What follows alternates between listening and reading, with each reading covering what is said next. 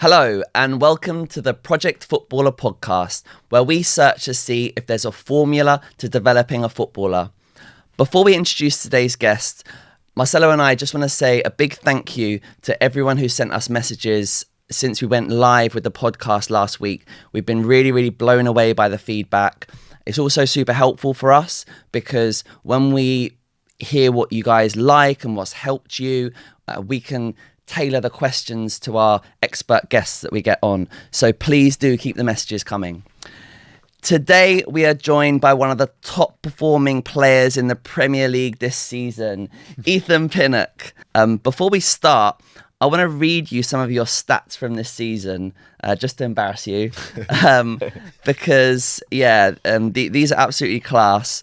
And I've also compared them to Van Dijk's stats, just to show like how good they are. So 11 appearances, a 1 goal, 1 assist, 3 wins, 3 draws, 5 losses, 3 clean sheets. We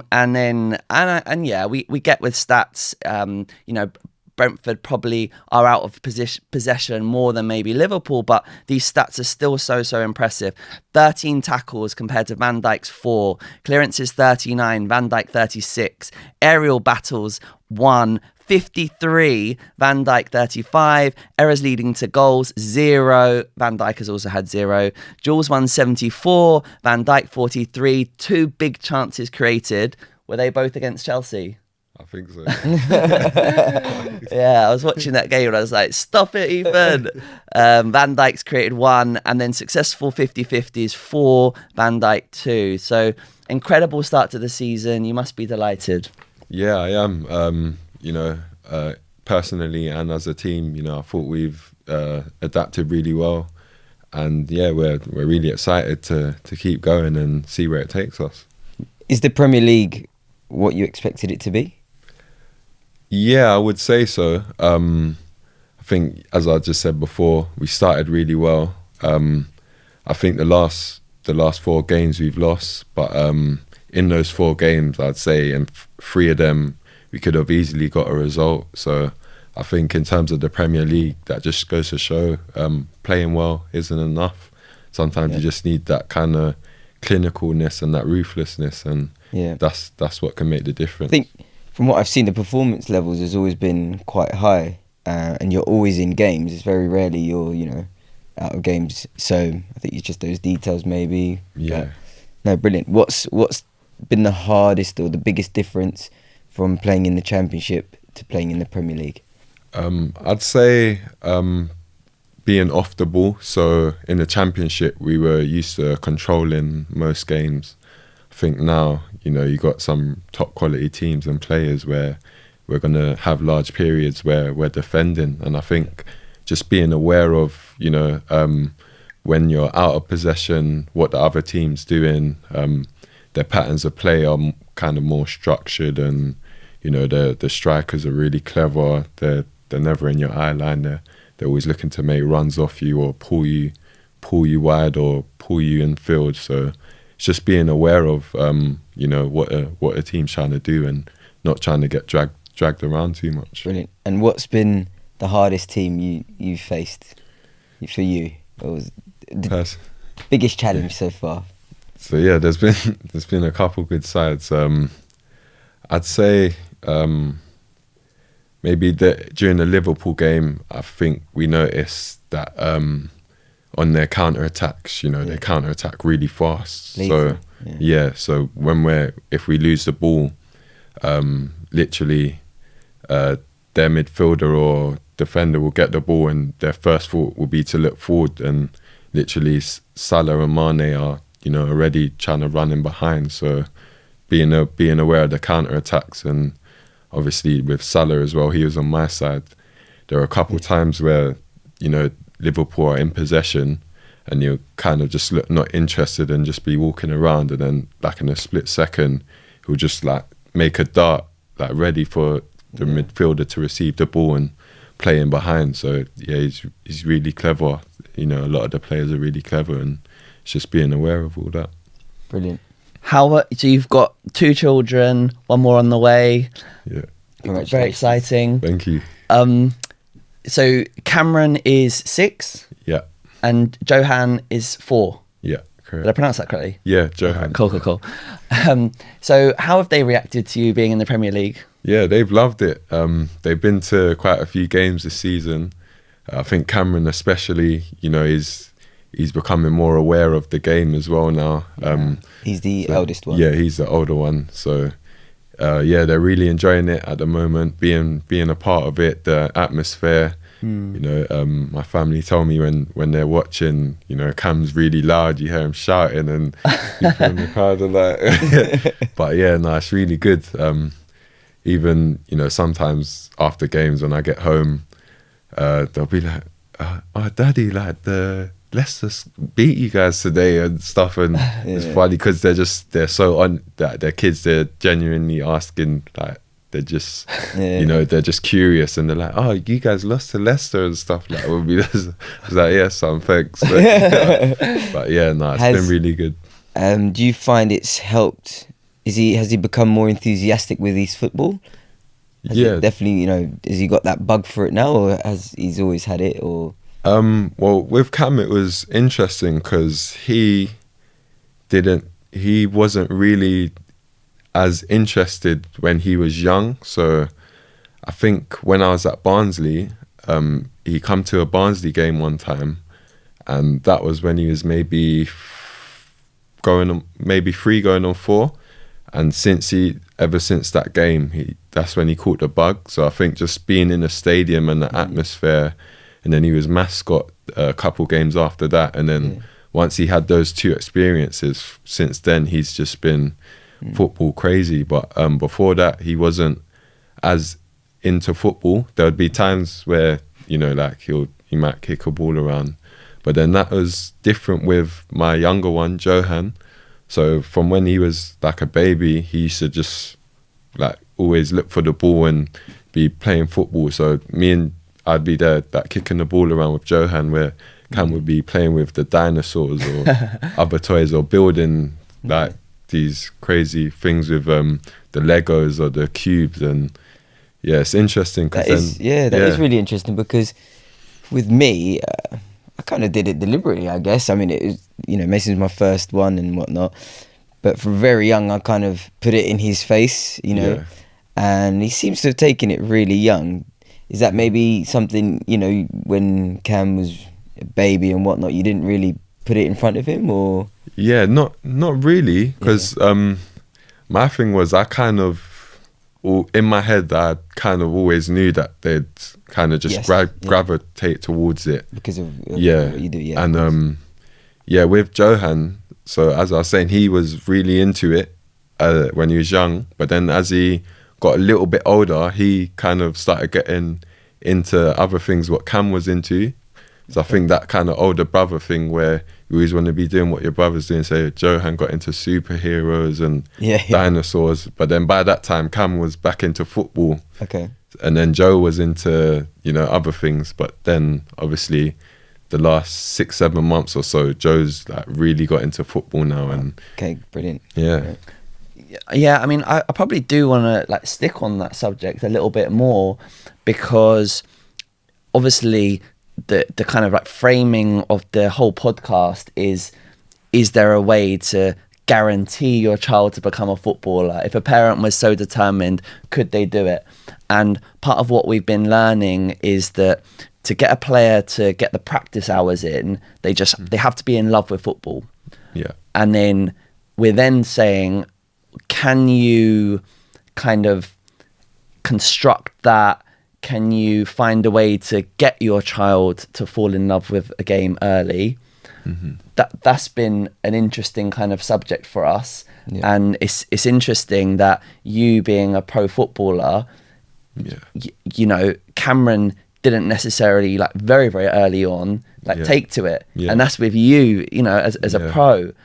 So that kind of indicates that, well, do you have any kind of like thinking of like how that happened, or do you think that's just that sort of the nature part of it? Yeah, I think that was just, you know, just him, just kind of me leaving him to find out what he's into. And, you know, he just went towards dinosaurs and superheroes and stuff. But there would be times where now and again he'd like have a little kick of the ball or things like that. But I kind of just wanted to see, like, let him get into what he's into, and then obviously with the blocks and building things, he's really into all that. But then as he kind of become 3 and towards 4, I could see like the interest growing. And then obviously once he went to them 2 games, then since then his love for football has been crazy. And now, you know, they'll get home from school, and then I'll be downstairs for a little bit, and then I just hear the ball flying up and down in their room. Like, every time I go in their room or my room, they're back playing a little mini game in the house. And that's good. Obviously we just got the garden done up, so now they've been out there and, you know, Brilliant. just playing. And yeah, I think it's really good for them to just, you know, to have each other as well. There was a parent I was speaking to the other week, and he's got a player who's one of the top boys at Chelsea in like the senior age groups. And I was talking to him about how that happened and how his boy fell in love with football, because he said, oh, you'll never see his lad without a football. And he said that it was from him having a really good relationship with his son early on, and then the boy wanting to kind of idolize his dad. And then they've now got a younger brother, and they're saying that the younger brother idolizes the older boy, which is similar to what you're saying there about Johan. Yeah. And then now, like that younger one who's 3 is like, now copying. Yeah. So I kind of think that's fascinating, and I think it's really interesting that you say that the spark for Cameron, because now I understand, doesn't he play? I mean, I know he's obsessed with football because obviously I coach him, but his schedule, he's playing something like, it's like 6 days a week, 5. He's playing a lot, isn't he? Yeah. So yeah, over the last maybe month and a half, you know, it's stepped up the amount that he's doing. He's doing like a one-on-one session once a week. Obviously he's with the boys on Sundays, and then he's doing 2 sessions with QPR. And in the garden now, whenever he gets like a spare bit of time, he's always asking me, Daddy, can we go in the garden? Amazing.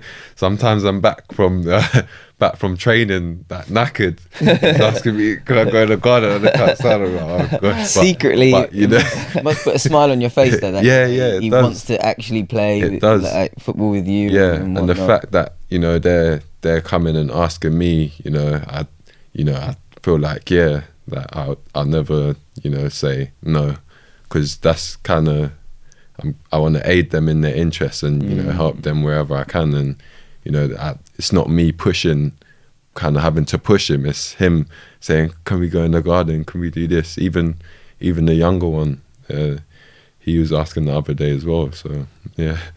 Being involved in Cameron's team, how have you enjoyed that? Yeah, I really enjoyed that. Obviously, you know, being an assistant to the main man. That's Nice. Sean, by the way. No, it's been really good. I think, obviously, watching how you interact with the boys, because I haven't really done this side of things. It's been really interesting to see how you know, interact with them, and, you know, the way you talk to them. And I think me being a defender, you know, when I have little chances to give some input, I think it's good. It's kind of a different perspective that I'm looking at, maybe to what you're looking more like in possession and the overall play, whereas I'm kind of naturally look at the defensive side of things. And, you know, so I think it's a good kind of They are very balance. lucky. I mean, off camera, you just gave me, a coaching point from a defender's point of view. I was blown away. So to have, you know, under 7s listening to yourself is incredible. It's crazy. It's crazy, yeah, because kind of like to give like just a little bit of context of how this has happened. You know, Ethan, you were bringing your boy to the training school that I run, and then like in the same area, Paul Merson's bringing his boy, and they're the same age.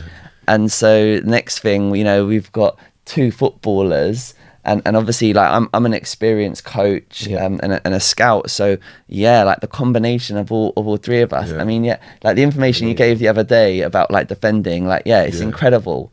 The kids are so lucky. Do you aspire for Cameron and Johan to be footballers? I wouldn't say that specifically for them to be footballers, but if they want to, well, they've said to me obviously that they both want to be footballers. So really? Okay. Yeah.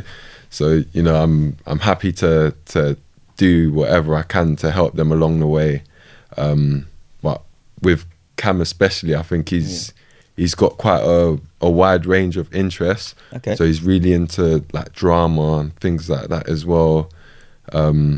He's really good at maths. He doesn't get it from me. That's from his mum. But he's like a really good mathematician at school. Brilliant. They're always saying how well he's doing in maths. So he has got like quite a wide range of interests. Yeah. But yeah, they both have, they're expressed that they want to be footballers. Yeah. Okay. So I just do whatever I can to support them and guide and add my 2 pieces where I can. I think that's a good question that's come up from some of the parents that have messaged me to ask some footballers. So having been through the journey, like the dedication it takes to make it to the very top level. Mm-hmm. So how much time can a player in academy football spend on their education? Does there have to be some sacrifices of education? I think there is, because when I was in school, I was at Millwall, and I think towards the end of my time there, I got released at under 15s. Right. So towards the end of my time there, maybe the last year or so, I started coming out of school early to do day release sometimes. So it's basically you do maybe half a day at school, and then you get taken out, and then you go to train, because they want to kind of start preparing you and your body to training like every day, or with the reserves, or with the youth, or with the first team, and just get the body used to it from a younger age. So I think in that aspect you kind of do start missing out on bits and pieces. But I think they set up so that it's maybe not the core subjects that you're missing. So I think that's kind of the compromise that they try to make with the schools. But I definitely would think towards the later stages, so maybe under 13s, 14s upwards, that's when you can start missing out bits of school and things like that. So how are you gonna like manage that? Let's say Cameron, because he's doing some training with QPR at the moment, isn't he? Yeah. And let's say he goes on that academy journey. Mm-hmm. Will there come a point where maybe he's going training 4 times a week, or and then he's not doing as much school? You mentioned how good he is at maths. Yeah.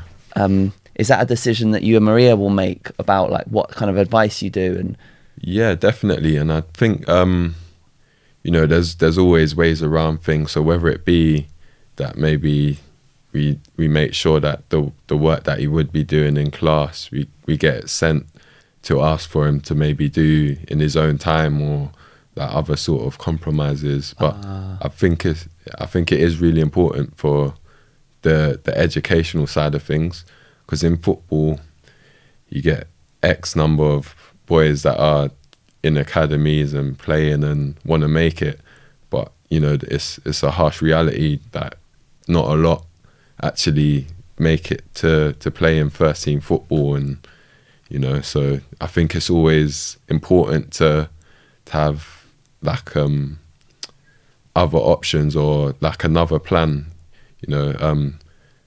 Obviously ideally you would want it all to go smoothly, but even things like injuries, you never know like what external things can happen. So I think it's really important to have other ideas, not to try and take away from making it, but just in case for any reason it doesn't happen, and then the boys are like, oh, like I haven't made it, what do I do now? they've got their. I think it is really, like you said, you got released from Millwall at under 15. Under 15. So then, you know, it might be a conversation with the parents. Okay, well, what's the plan B? Yeah. And like if they don't have anything, perhaps you got to worry about mental health as well. You know, I think if they have something else they might go towards, then it helps them in that aspect as well. Because if it's just one thing and then that doesn't happen, you know, the effects could be drastic. Definitely. I mean, we even see it with like maybe some like young coaches that we hire. Sometimes they've been around academy football, have thrown everything into football, had so much belief that they were going to make it, sacked off their education, but then it's not worked out where they've not gone into the pro game. Might be playing a little bit of semi-pro, picking up kind of a little bit of pocket money almost, but then they're like, what do I do now? And then they kind of get quite lost. So yes, definitely parents need to understand that they 100%, and that would be my experience. I'm sure you'd say the same. Yeah, it's like prioritizing education.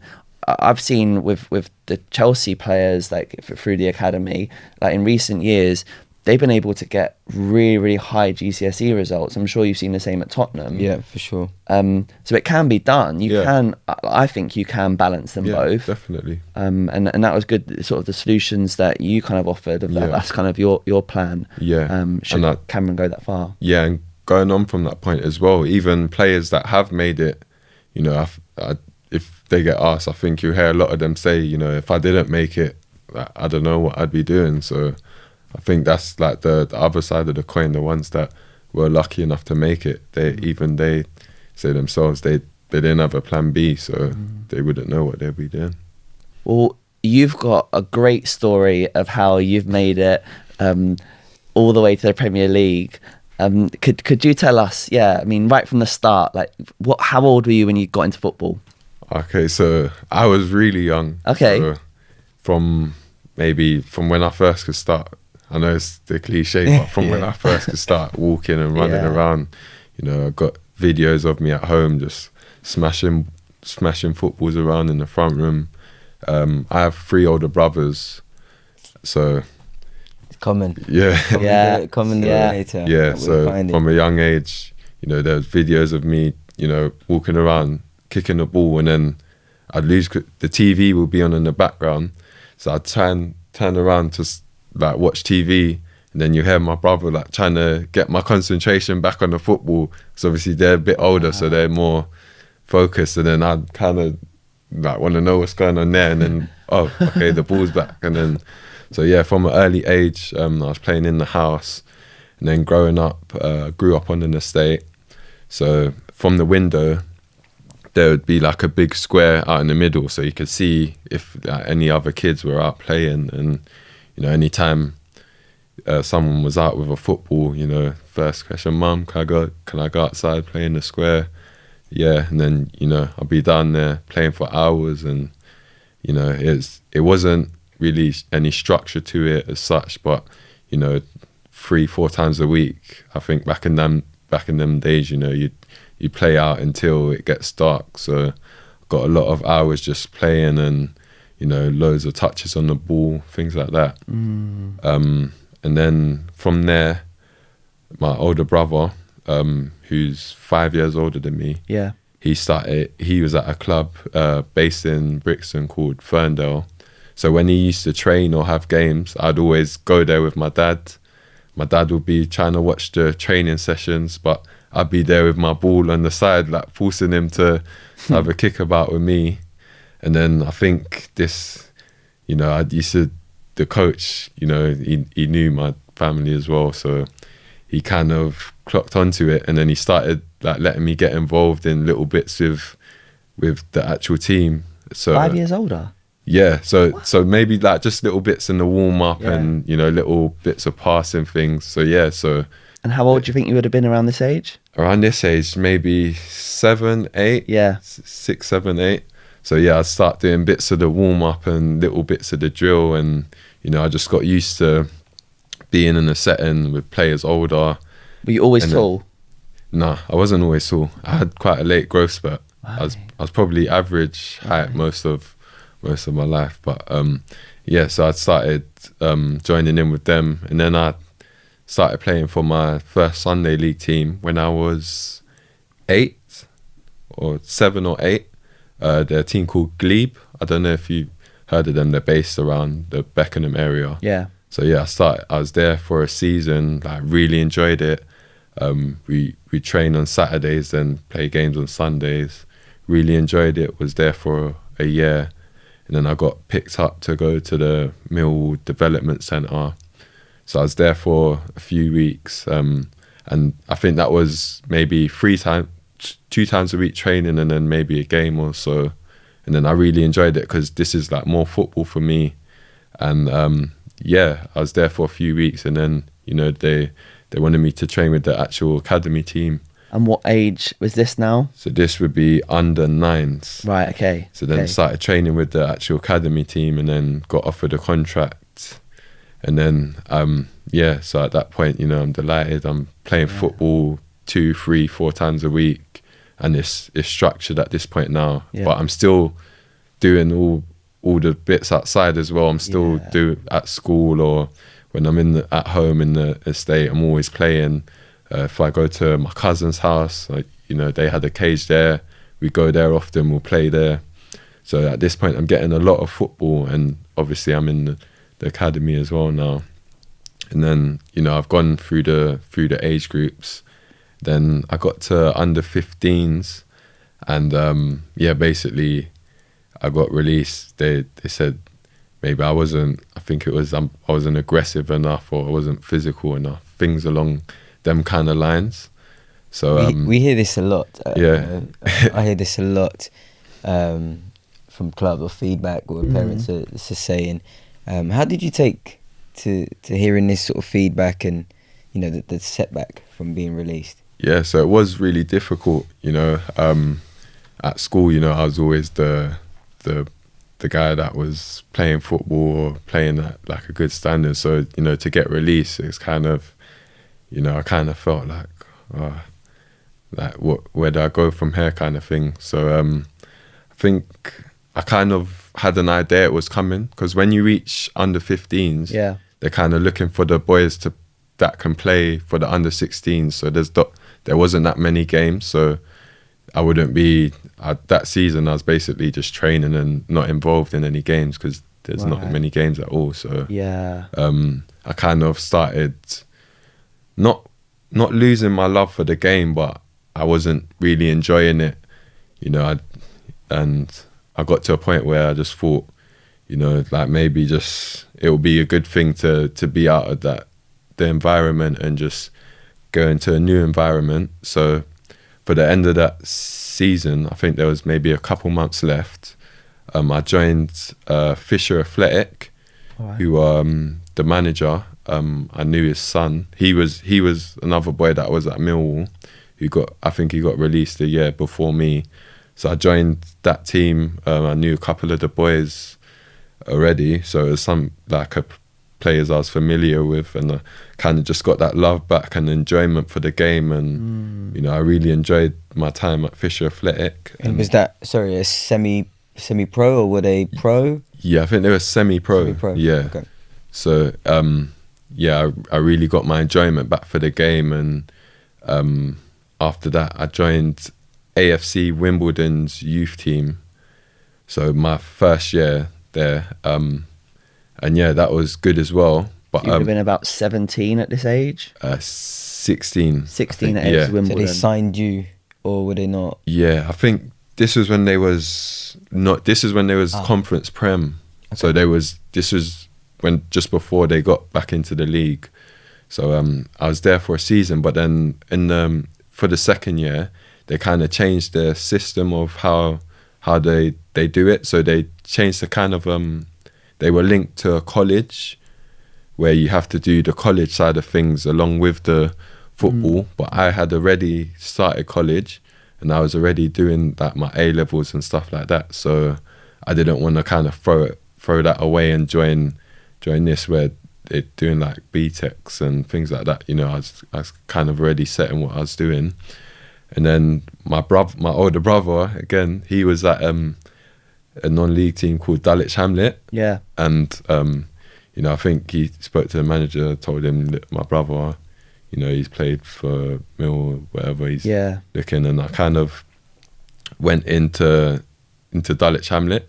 So my second year. Were you having your growth spurt at this point? When did the growth spurt really happen? So that would have been, around those times. So about 15, 16. So I was about 5'10", I'd say. Oh, I still, okay. Yeah. And what are you now? I'm 6'4" now. So, so probably in the space of like a year and a half to 2 years, I grew about 6 inches. So it's... But I mean, just from a scouting point of view, because I'm involved in a lot of meetings, even though the age group that I prioritise as a scout is the real young ones, under 6s, under 7s. Mm-hmm. Like in the scouts are kind of always like gambling, is in like they're trying to like predict, and they do look at parent size, and they think like they think about the profile of the player and where they potentially could be in the first team. Yeah. But sometimes, with a player that's like under 15 and maybe kind of like average height. Yeah. I don't know if they did. I don't know if they did sort of speak to your parents or look at your parents and see their size. Are your parents tall? Yeah, my dad's quite tall. He's about 6'1". Right. And then my mum's about 5'8". So Did they do those? They're predicted height. They measure the muscle and they do all of these.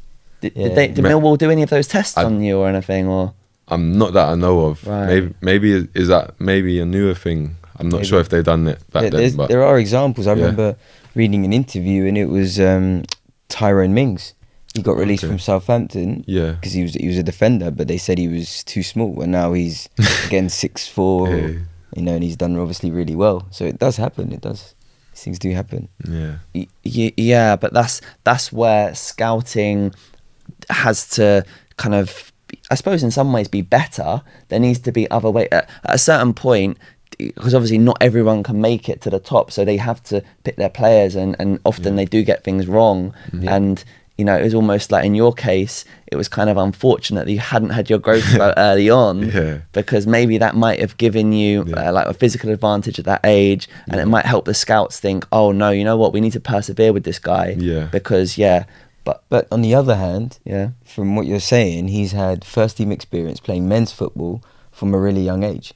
So what's to say that's not helped him become the player he is now? Oh, definitely. But what age did you get your first team experience? Because you weren't first team at Wimbledon, were you? No. So in my first year, when I first joined Dulwich, so I think I was maybe just before I turned 17 or just turned 17.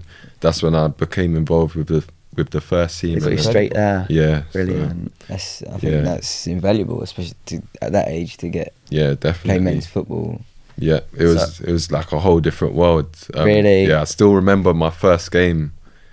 I think it was just a pre-season friendly, but I think I'd like passed the ball, and then one of their players come like running into me after I'd passed it, and in youth football like that don't happen. So straight from there, I'm thinking, whoa, like what's going on? And then just opens your eyes up to like a whole new world. Well, sorry, I interrupted your flow and your journey. No so you're at Dulwich Hamlet. You got first team. 17 years old. Yeah. So I'm involved with the first team. I'm not starting every game because obviously this is like people's livelihoods now. It's men's football. The players are getting paid. They're trying to win games. They're trying to get promotions. So what would been kind of like the average wage at that point, if you don't mind me asking? Like, I'm not sure what the average, but my first wage was £30 a week. Oh no. And I was buzzing with that because there were a couple of the other youth team boys that were like involved with the first team, and they were only getting 20. I was like buzzing. I was like, 30. and also something I want to come back to is your mindset at this point, because you said how you were focused on your A levels, and you didn't want to go down a sort of like BTEC route.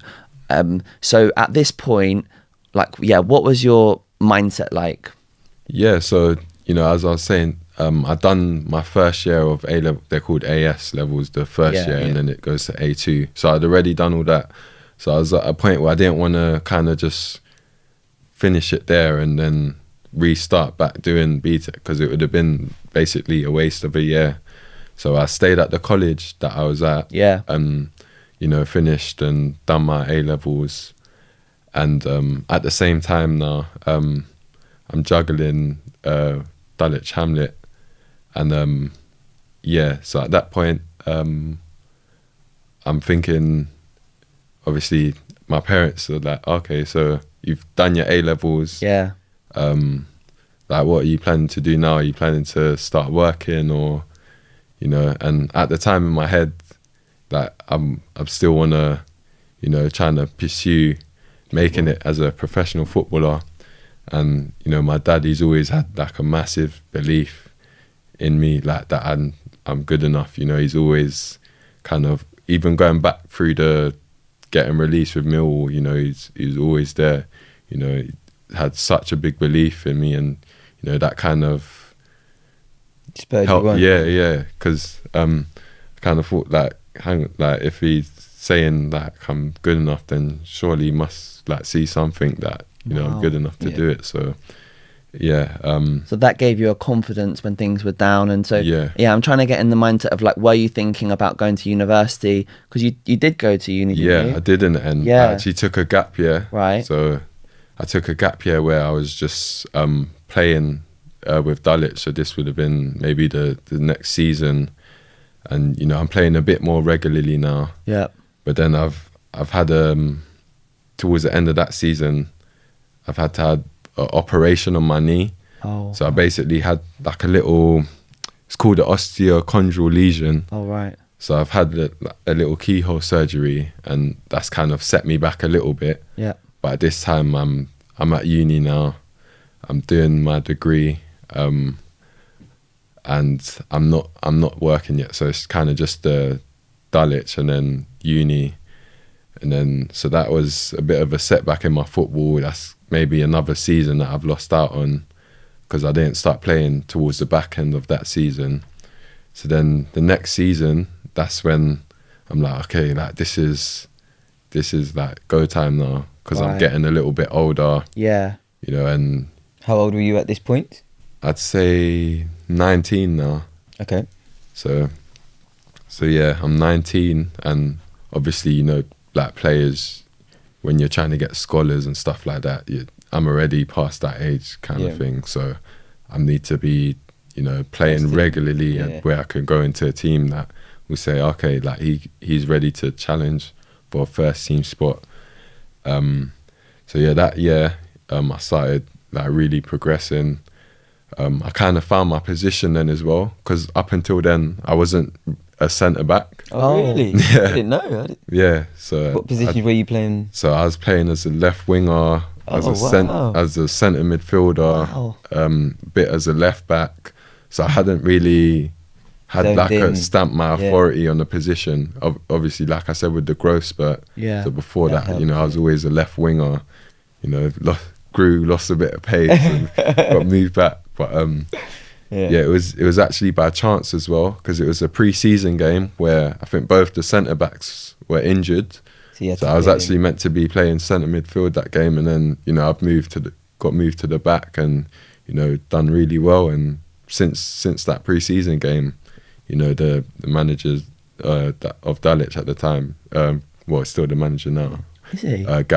Gavin Rose.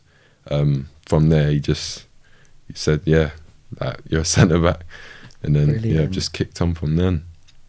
And what point did you then move to Barnsley, or what was the jump from? Okay, so that season at Dulwich, we got to the playoff final, and then playoff semi-final, then lost. So then We're not still on £30 a week at the moment now. no, it's gone up a bit. I think maybe 100 at that point.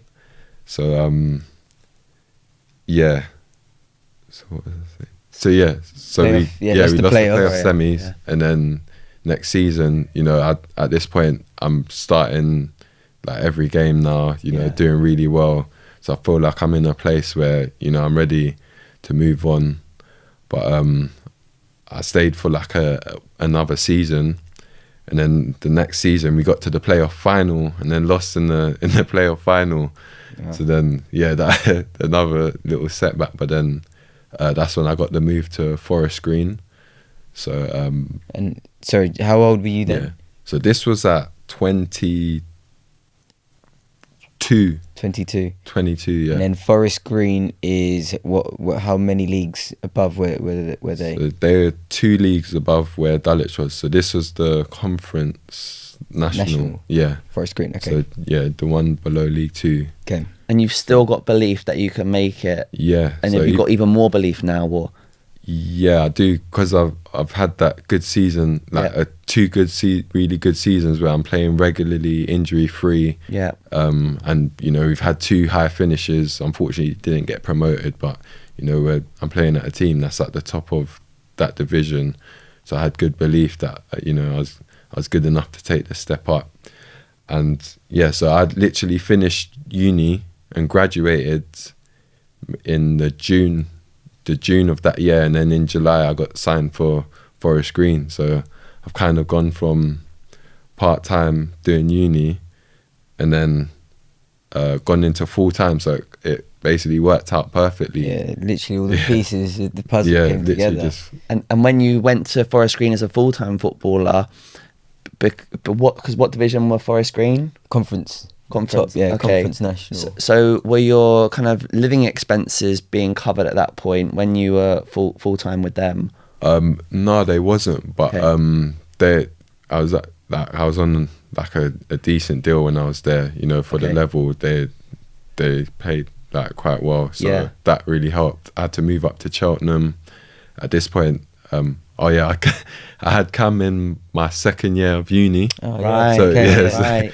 Yes. So yeah, I was juggling uni as well with Cam and Dulwich. Because that is something that I remember Maria said to me, and I don't know if this does match up with what you've said with like the ages of when you got to that point where you said like, right, I'm going to kick on with my football now and you're injury free and that kind of thing. Yeah. But Maria said that at the point you had Cameron, you once said to her, right, I'm going to take my football serious now. Yeah. Do you remember saying that? Not specifically, but okay. I feel like I definitely had that kind of moment where I felt like, okay, like little man's hair now. Yeah. And, you know, I'm ready to take that next step. I kind of, you know, so I definitely think that I always did have the hunger and desire, but I think it gave me that extra edge. Yeah. You know, knowing that I got to look after little man and, you know, take care of Maria as well. So it did kind of help elevate me and give me that extra little bit. And yeah, once I got to Forest Green, it was a step up. It was training full time now. So the first couple of weeks in pre-season, you know, my body was trying to get used to it. It was quite difficult, but towards the end of that pre-season, I started adapting well, and you know, fortunately, I was able to get straight in the team. Got promoted that season, played a lot of games, and you know, managed to get another move straight away to Barnsley. Oh, so you literally stayed at Forest Green for 1 season? Yeah, I was there for 1 season. And then Barnsley were in what league? So I went to them in the Championship. So you've made the jump from Conference to Championship? Yeah. What scouts saw you? Like, what scouts are from the Championship are down in the Conference? Does that happen? Is that common? I don't think it's I think it's becoming more common. But I think what Barnsley have, they use a kind of statistical database. Like Moneyball. Moneyball, yeah. Yeah, something along them lines. I think one of the owners was involved in the making of that film or something like that. But yeah, they basically spotted me through statistics, and obviously I think they done the eye test as well, where they had someone come and watch as well. But wow, yeah, I got the move to Barnsley, which was quite a so you had really good big stats. Jump up. Yeah, I think based on the stats. So yeah, my stats must have been decent. And how was that jump from Conference to Championship? yeah, that was probably the hardest jump, I'd say. Yeah.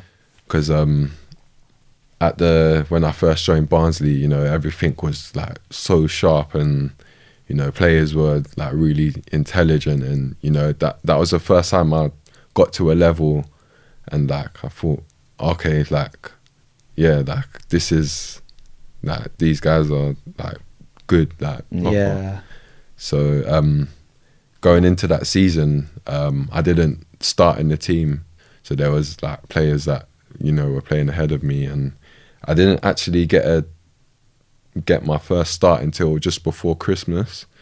So I think it was there was about 2 or 3 injuries that had to happen, because I think 2 of the centre backs got injured, and then I think they moved one of the right backs to play centre back, so I still wasn't involved. And then I think the right back ended up getting injured, and then I managed to finally get a chance. And then, you know, in my first 4 games, I got my first 4 or 5 games, I got 2 man of the matches and scored 2, and you know, kind of just everything just happened quick. I went from, you know, just being on the bench to, you know, playing well and scoring goals. So I just want to come back to when you first got involved with Barnsley, and you said that it was a bit of a shock to the system, and you weren't playing. But I want to sort of look into like your mental resolve. What were you thinking at this time, and what kind of extra work did you do to kind of better yourself and get yourself into the team?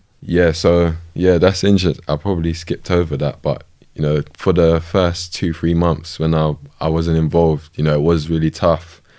Just having moved all the way up to Sheffield, you know, at this point we've just had Johan as well. So he's like a baby. So we got Johan, Cam, and Maria, us lot, just up in Sheffield by ourselves. You know, it's about a 3-4 hour drive back to London, so it's not really any family, and you know, I'm not involved on Saturdays, so yeah, it was really tough. But you know, after training sessions, I was always making sure I was, you know, doing extras and bits of footwork, just to make myself sharp and just trying to stay ready. But yeah, it was really tough mentally, but I'm always kind of, I'm never really get too high or too low, so I'm always quite a balanced kind of personality, I'd say. So I never really got I never really got to a point where, you know, my head was never really missing. Obviously there was disappointments, and I wanted to be involved, and that was kind of the first time that, you know, I'd been at a club where I wasn't like one of the first choice or second choice centre backs. So it was tough to deal with. This is a really interesting topic for me, because, you know, it's hard times, like you said, but you're never too low.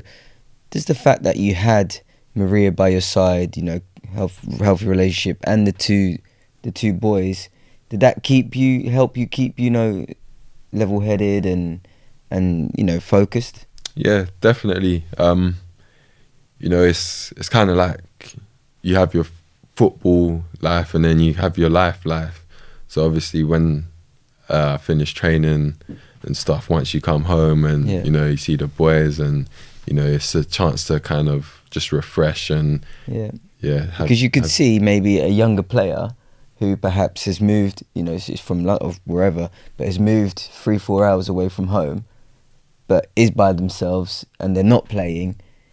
You know, they could easily get distracted with other things, and then, you know, they miss their chance, or they're not quite ready when the chance comes. Do you know what I mean? Yeah. So it's because I remember, you know, growing up, and I'm a Man United fan, so, you know, Alex Ferguson, I remember he used to say, advise his players to sort of like marry young. Okay. So then they have that focus. You've heard that, right? They marry young, so then, you know, they're going home, they're not distracted by, you know, parties or whatever it may be. They're going home to their family, and, you know, so it's interesting to hear you say that. Well, yeah, I suppose that, I mean, I don't want to lose track of the story. So maybe we'll like kind of come back to this topic, because I want to kind of put a pin on that. But I'm interested in, like, was anyone giving you feedback around like what your weaknesses were? Like, for instance, you said you were doing extras, but like, what extras were you choosing to do?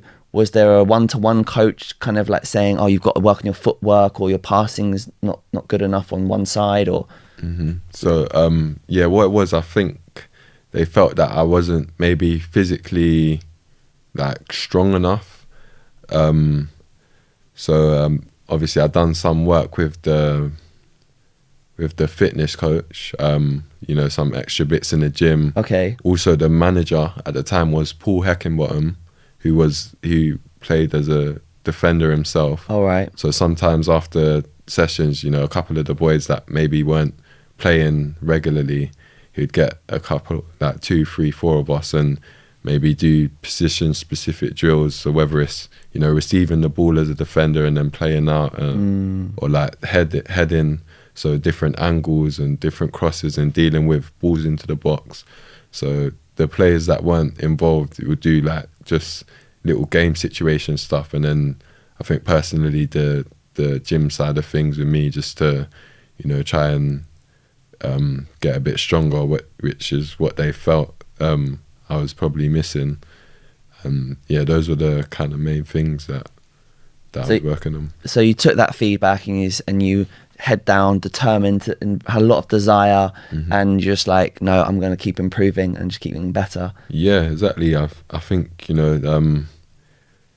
like moping around and things like that, it don't really help. Like it just, once you get in your head and like maybe feel sorry for yourself, that's kind of where a lot of footballers like can go wrong. Really? Yeah. So I think it's important to be able to take things on board, or that like accept things what they are. Like, I'm not playing. They feel like I need to do X, Y, Z. Yeah. Rather than say, think, oh, like, why is he saying that? No, I don't, or whatever. Just do it, and then see where it gets you. That's something we're learning through this podcast. We're hearing this come up more and more, that there's players that when the difficult times come, they've just got this inner resolve and they've just got such great mentality that they're able to overcome it. But they're also open-minded to what the coaches want them to do. True. And they're not arrogant enough to go, what's he talking about? They're taking the information on board and then applying it. But I want to link it to help our listeners, our parents who are thinking about how they're going to help their kids. And this can transcend beyond just football, because you then talked about the belief that your dad gave you and the confidence and like the words that he was giving. Maybe that might have made you the character that you are, so that when those difficult times came, you're able to overcome them. Have you thought about the type of advice that you'll give Cameron to have that type of mentality, and Johan? Yeah, I have. I think as a footballer, there's not many that have had a smooth journey where everything's just gone yep all the way through to first team football. So I think to like different extents, all footballers will receive some type of failure and such. And I think with the boys, I think it's good to experience it, maybe not like anything major, but like just in small instances, like for example, Cameron, the boys have been doing really well in the league, so they've been stepped up a few levels. Yeah.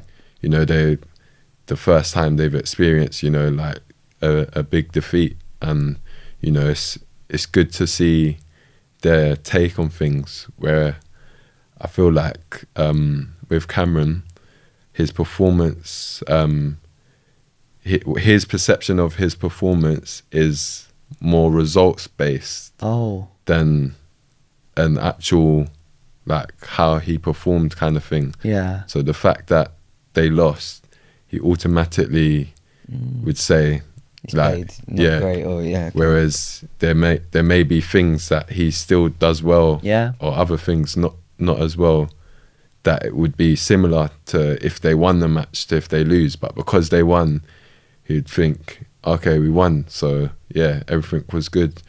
So it's So yeah, just probably elaborate a little bit more context around that. The no. Sean's worried that the listeners think the team's just losing all the time. No. It's a good team. It's a good team. No. But it's it's a big thing for the boys. Like so they're playing a year up. They were in the middle league. They were winning so many games like that. They've now gone into the top league a year above. Okay. And we lost our first game 10-2. The next one just on Sunday we lost 14-1. Happens. It's part of the process. But yeah, so what type of things did you say to Cameron after this week? Because you said there that he's focusing a lot on the 14-1. Yeah. What kind of messages did you give him? So yeah, what I basically do is I ask him what he thinks of it, and he just said, it was bad, just results based, as I was saying before. So my point to him was, okay, take away the results. Now, so say the game, there was no goals scored in the game, but all the play was exactly the same, but maybe they didn't score, like all the chances were missed. Yeah. Then what's your thoughts? And then you kind of get more out of him. So he said in the first quarter, he was in goal for the first quarter. He said we wasn't, the other team were like attacking quite a lot, and we maybe wasn't as into the game as we usually are. But then going on quarter by quarter, he said he felt like, as a team, they got better. Yeah. He said he said he felt like he was running harder, especially in the third quarter.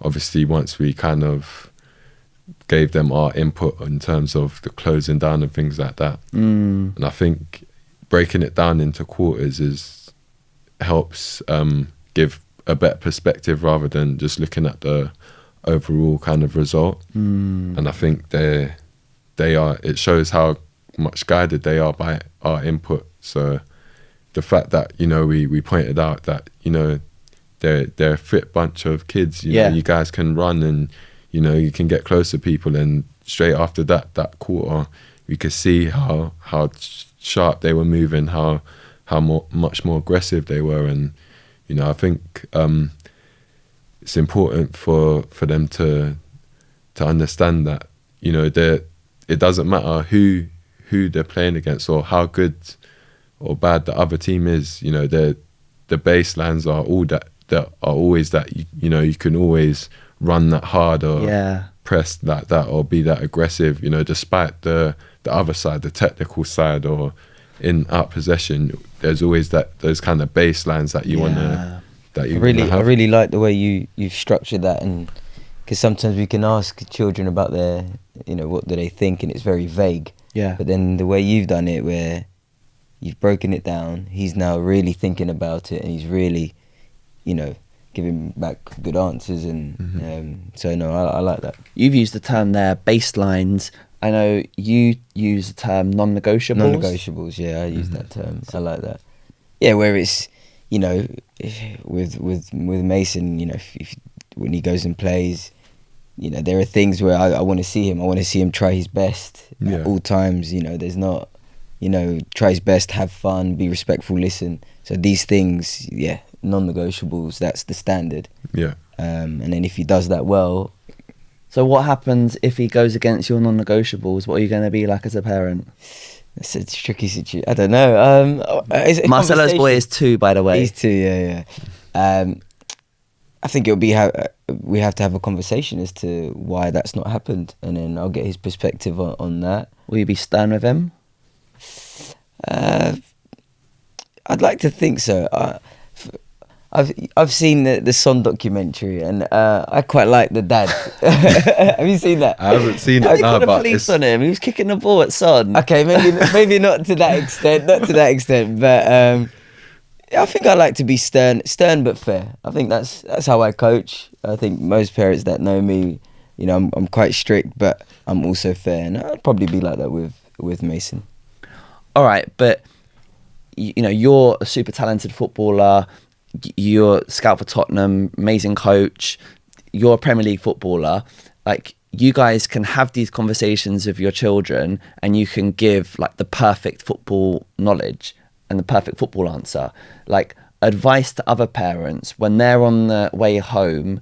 I'll put this to you, Ethan. Mm-hmm. So what advice would you give to parents who aren't from a football background and their child has suffered a 14-1 loss? What sort of advice would you give that parent? So yeah, I'd probably say maybe not try to overcoach your child or to overload them with information. So coming from, you know, if the team do suffer a loss, sometimes parents will obviously have their own perspective of what was wrong, what was right, and may want to reflect their views upon to the kid. But I think it's important to not have too much information from different sources. So with me and Cam, obviously I like to give like my little bits of defensive inputs and things like that. But yeah, I think as I see how you interact and coach with the boys, I kind of just try and leave that with you as the coach. And similar to what Marcelo was saying in terms of the non-negotiables, I kind of focus on that. So if I always ask him or say, did you work as hard as you could have, and you know, things like that, stuff like that. That's the only time I'd ever, you know, speak to him on a level and say, look, like bad performances, you know, they happen even in the Premier League, you know, with kids that are young, even, you know, up to 19, 20, you know, you always hear about the inconsistencies. So, you know, that's part and parcel of the game. But I'd never, you know, have a go or be disappointed in him if the performance isn't high. But if the work, if I see that he's not trying his best, or he's not working as hard as he can, or he's not maybe focused or concentrated, or just looks disinterested, those are the only times I'd say, Cam, come on, look, you're here, we're bringing you, you know, we're giving you the platform to play and 100%. You know, go out and have fun and work hard. If you're not going to do that, then, you know, it's a waste of your time. That's so interesting, because as I'm hearing you speak, I'm thinking about parents that deal with their children with their schoolwork, because there's going to be non-negotiables with schoolwork depending on how much of a priority education is for that family. But let's say if the child is just going on the iPad and not doing their homework, and I'm sure that the parents will be quite strict with them. But then football is meant to be played for fun. So then that's a bit of a harder balance, because then I don't know, like, does the kids then start saying, well, I don't want to do these non-negotiables, I don't like it, I just want to stop playing football now? Would you be scared of that happening, Marcelo? Yeah, but I don't know. I think if you instill those habits from young, and that's all they know, then I think they'll respect, and you're the parents, they'll respect that and stick to that. I think as long as it's fair and it's not just you do this, you give them a bit of rope to do what they want to do as well, and have a healthy balance. I think they will stick to that. I think if the core of the love for the game is there, and that's got to come first, then they want to do it. So then when you say, look, we're supporting you, we're bringing you to these places, then but it's on these terms, you know, if we're going to keep supporting you, you've just got to try your hardest. We expect you to be running your hardest and just doing your very best. Yeah, and I always make sure the last thing that I say to him is enjoy it and have fun as well. Right.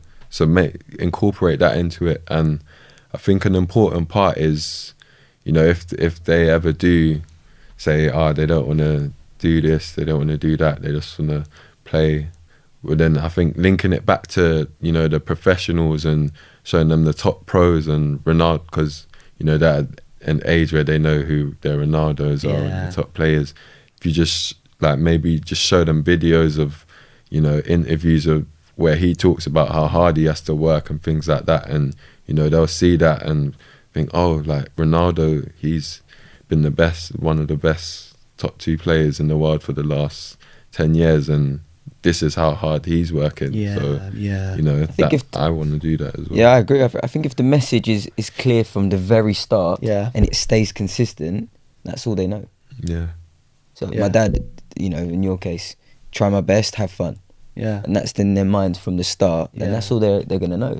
So that's what they'll stick to. Okay, I need to have fun, I need to work hard, Knowing like your teammates and other footballers that you know that potentially also have like young children around the age of like 5, 6, like what's their view? Do you think a lot of them want their kids to be footballers? Do they take them to places, or are they kind of not so fussed?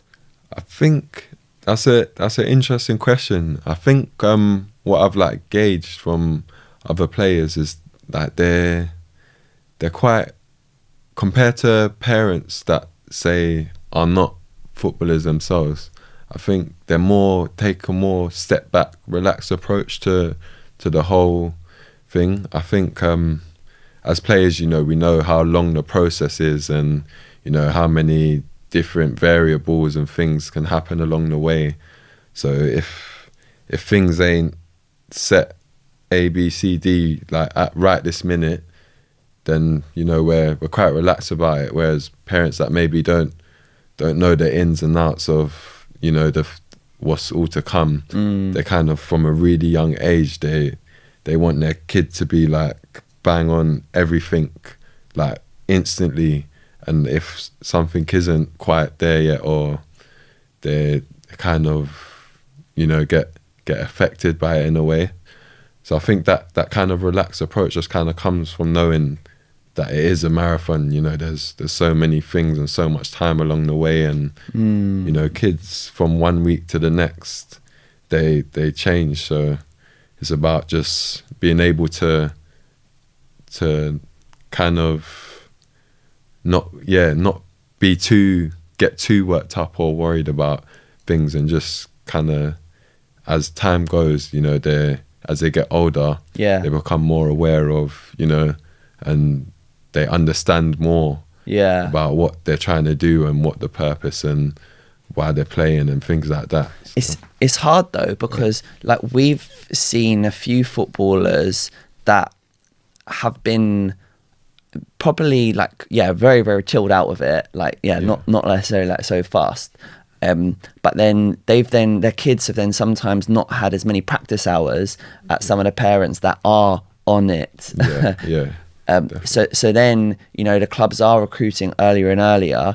They get their core groups at under 8, under 9, and then I mean we've had this conversation so many times. Where it's like, I find the guys who have played at a certain level are a lot more chilled out, and then we say, well, are they missing out on those practice hours? And then do they realise maybe too late that you know, they haven't had enough practice, and those other boys are already at the academies and whatnot. I feel like we've been lucky that we've connected.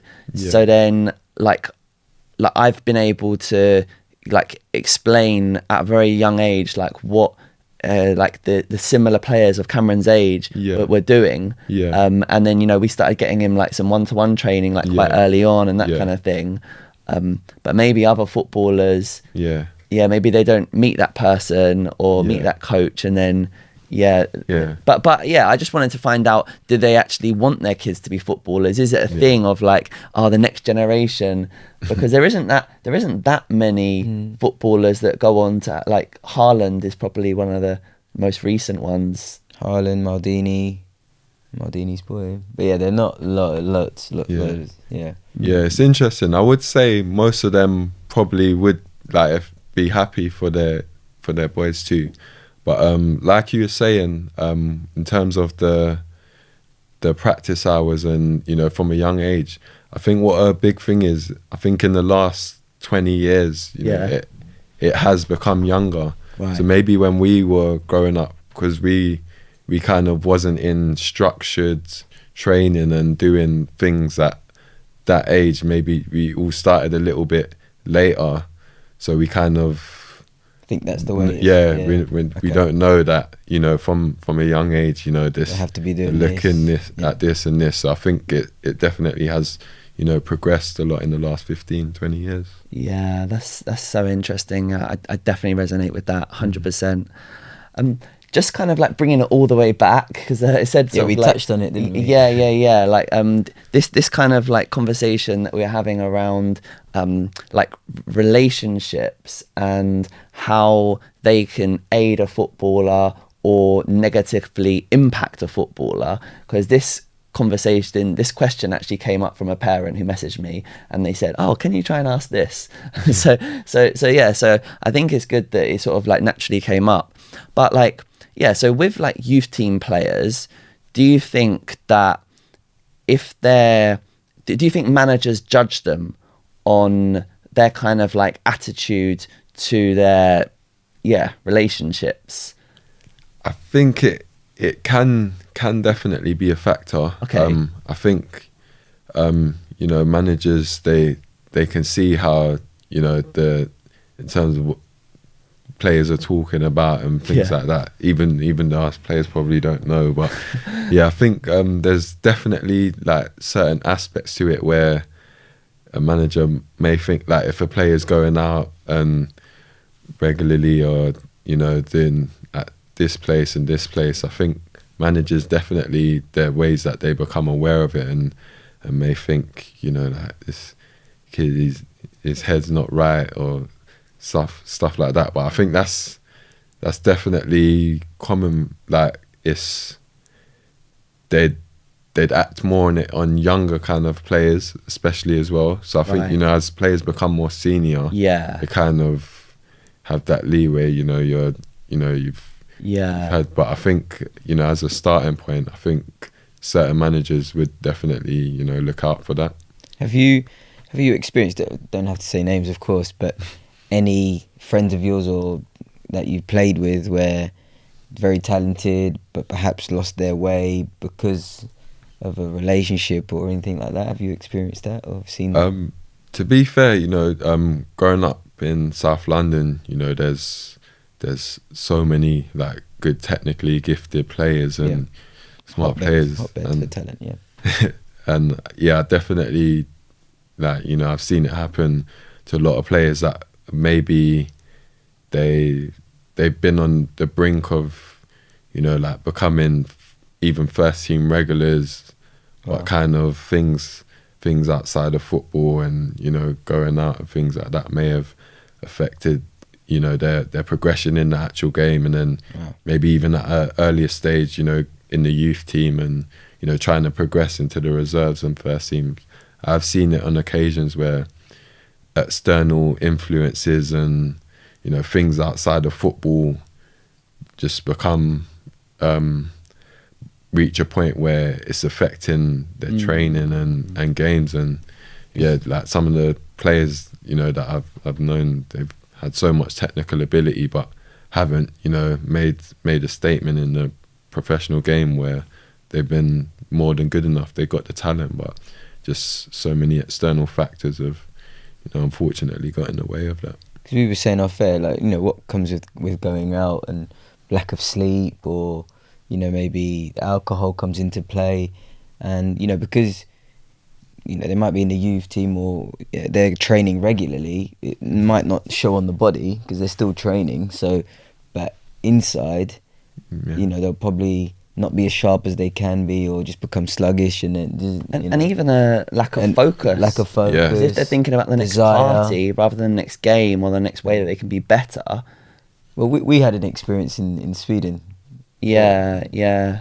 What was the experience? It was quite a funny one. We took a group of under 16 players to Sweden to the Gothia Cup. So it's like the youth World Cup for like amateur football. Okay. And we took a very good group of players out there. We got to the final, which was super hard to do. We were playing in a big stadium, kind of sort of representing England in that sense. Yeah. And it was a huge game, biggest game that these kids have ever played before in their lives. But yeah, they were a wild bunch, and they made friends with the Swedish netball team that were also staying in the same complex. And yeah, the night before the game, they're sort of like, they're in a sort of communal room, and we're just sort of walking down the corridor, and you just hear the Swedish netball team in the room, even though we warned the players, look, go to sleep early, biggest game of your life. And no, they didn't, and we lost the final, 3-2.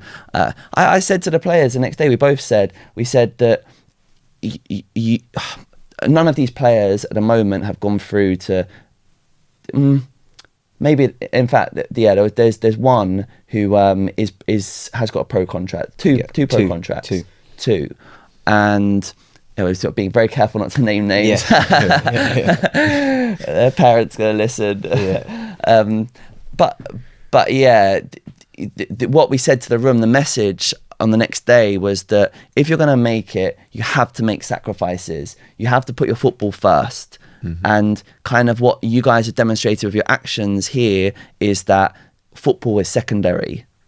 I mean, if you're not willing to go to sleep early on the eve of a final, when you're at that age, then what are your priorities? But then what does it come down to then bring it back to parents? Like, we sort of say, if the player is obsessed with the game, if they love it, then they're always going to choose football first. Or in those teenage years when they've sort of, their hormones are raging, can they get lost? And it might not even be, when we were talking a lot about like partying and sort of the negative impacts of like alcohol and late nights with sort of the party scene, but it could even be just really, really in love, and then the next thing is just that their head's just in that space, and they're spending all their time on the phone late at night.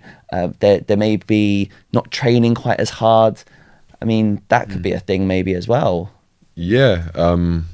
Obviously Cam and Joe are still young, so I haven't reached that stage yet, but it's interesting to think. But I think as you're saying, the boys that you had, I think making sure that you're well rested, and the night before a cup final, that's something that you shouldn't even really have to tell them. I think from another perspective, they could, if they do that, go on to win, and then once it's done after and you win, think of like how much fun that you can have then.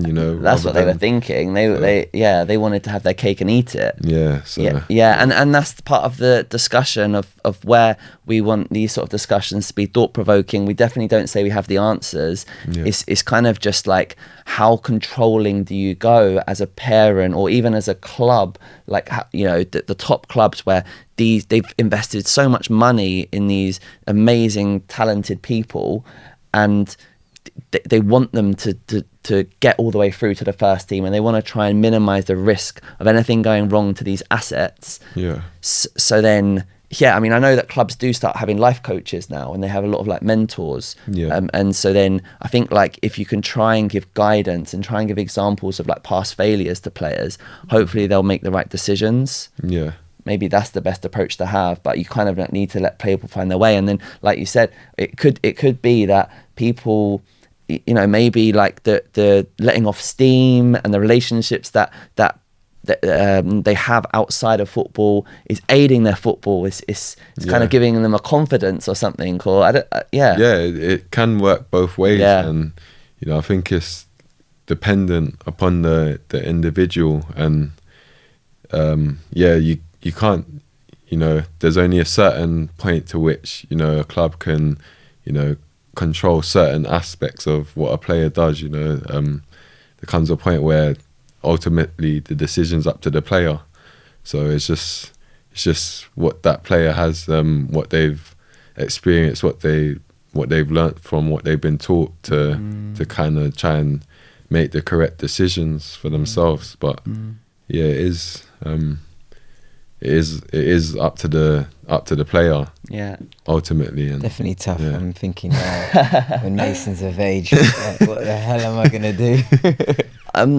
Yeah, so I want to. So you've had these 4 man of the matches, with Barnsley. How did you get the move? We're gonna skip sort of like far now, but we're getting closer to the Premier League. Yes. How did that come about? Yeah, well, yeah. How did you get to Brentford? So so towards my second year at Barnsley, second season, a new manager come in, Daniel Stendhal. Oh yeah. So it was like a clean slate for everyone. So I kind of saw it as an opportunity to, just Cement your place. get into the first 11 and make sure that I was playing every game. And fortunately, I had a good pre-season, managed to stay injury free throughout that whole season, and I ended up playing every game. And I think similar to what Barnsley use, Brentford, they also use a kind of stats-based method along with going to watch, and that basically spoke in the off season. So after we got promoted with Barnsley, I spoke to my agent and whatever, and then in the off season, he basically told me like the situation with a few clubs, and I thought Brentford would be a really good move for me. Obviously being in London, so I'll be back home close to my family. It would give the boys a chance to see my their grandparents from mine and Maria's side a lot more, and obviously Brentford, they were a club really progressing as well. Yeah. They were in the Championship at this point? Yeah, they were in the Championship. I think for the 4 seasons before I joined them, they finished in the top half every season. So, they had a solid base, and it was just trying to get up to that next level to reach the playoffs or the higher places. Obviously, the new stadium, this was before we moved, so we knew the new stadium was coming. What year was this that you moved to Brentford? This was 2019. Yeah. So I'm in my 3rd season there now. So I moved, in 2019. When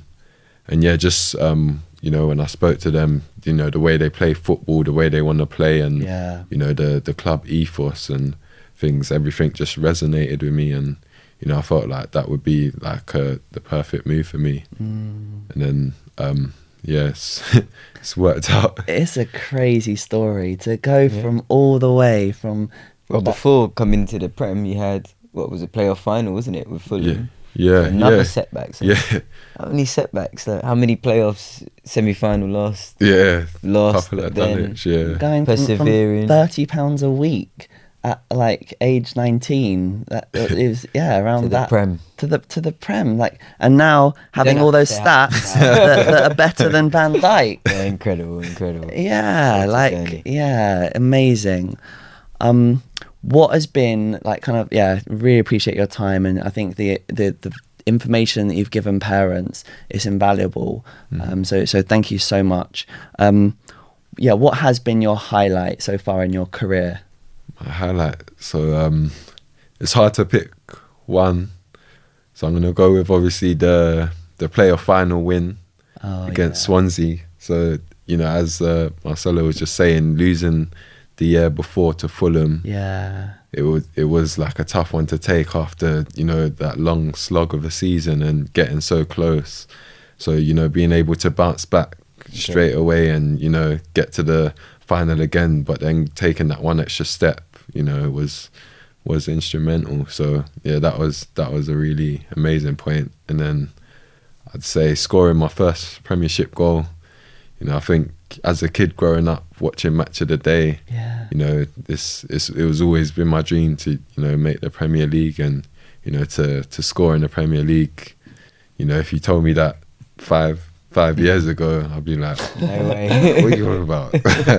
So Oh well, congratulations to the start you've had so far in the season, and yeah, you're gonna have it's obvious you're gonna have so many more highlights. Really, really excited for you. Yeah, no, thank you, Ethan. Thank you guys very for much. having me. Really enjoyed that. Hope you enjoyed it as well. Yeah, I did. Thanks for having me, and Cool. you know, really enjoyed listening to the podcast. I think it gives a really good insight to people, and you know, but obviously before I knew you was doing the podcast, you know, I spoke to you a little bit about football and things, and you know, I think it's a really interesting concept. Thank you. Thank you.